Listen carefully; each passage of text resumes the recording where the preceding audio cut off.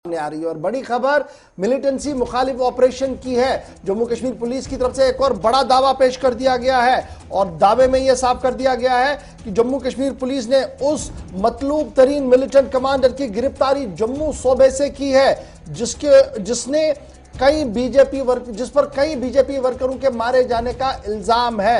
ज़हूर Ahmad rather नामी militant को जिला सांबा से गिरफ्तार कर लिया गया है। रेजिस्टेंट फोर्स, ये नई टीआरएफ जो है, टीआरएफ तंजीम जो नई बनी है, उसके मिलिटेंट है ज़हूर अहमद। और इसके बारे में यह इत्तला है कि सांबा के अंदर एक मुसद्दिका ऑपरेशन करने के बाद इस मिलिटेंट की गिरफ्तारी हुई है। आपको याद होगा कि कुलगाम इलाके के अंदर 3 भारतीय जनता पार्टी के वर्करों को मारा गया था विस्सू के अंदर, कुलगाम के अंदर लास्ट ईयर विस्सू कुलगाम के अंदर। और उसके बाद पुलिस की तरफ से एफआईआर दिया गया था। उस एफआईआर के अंदर इस मतलूब तरीन मिलिटेंट का नाम था ज़हूर अहमद राथर का नाम, जिसके बाद पुलिस लगातार इनके पीछे ट्रैक किए हुए थे। और श्रीनगर के जो कश्मीर जोन की तरफ से जो बात सामने रखी जा रही है वो ये है कि टीआरएफ को एक बड़ा झटका लगा है, क्योंकि इंतहाई मतलूब तरीन कमांडर की गिरफ्तारी जो है वो जिला सांबा से हो चुकी है। और जिला सांबा के अंदर यह गिरफ्तारी इस वक्त हुई है ज़हूर अहमद राथर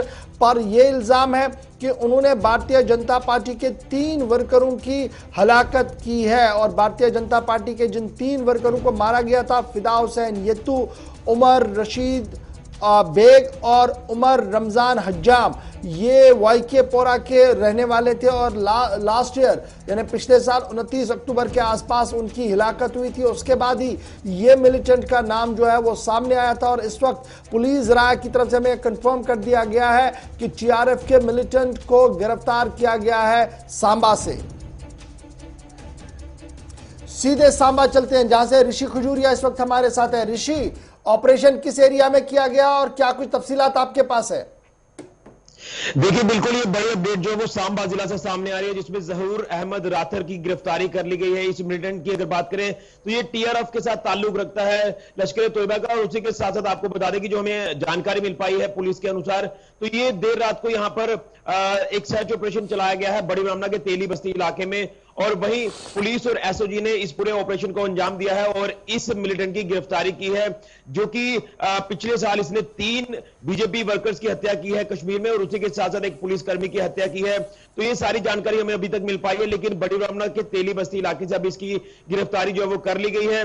ये पुलिस के द्वारा पूरी जानकारी जो है वो इसकी पुष्टि बड़ा इंपॉर्टेंट है, कब से ये इस एरिया के अंदर था और एरिया के अंदर आने का मकसद क्या था? क्या ये सरहद के उस पार जाना चाहता था या कुछ और प्रोग्राम उनका था? कब से ये इस एरिया में थे और किसी रेजिडेंशियल मकान के अंदर था या कहां पर इनकी गिरफ्तारी हुई है? देखिए, आपको बता दें कि अगर इस तेली बस्ती इलाके की बात करें तो यहां पर पहले भी इस तरह की कई सारी सूचनाएं जो वो मिलती रही हैं, लेकिन फाइनली इसकी जो गिरफ्तारी कर ली गई है। लेकिन अभी तक पुलिस ने इन चीजों को लेकर क्लियर नहीं किया है कि ये किसी मकान के अंदर से जो है इसकी गिरफ्तारी हुई है या किसी और इलाके से गिरफ्तारी हुई है।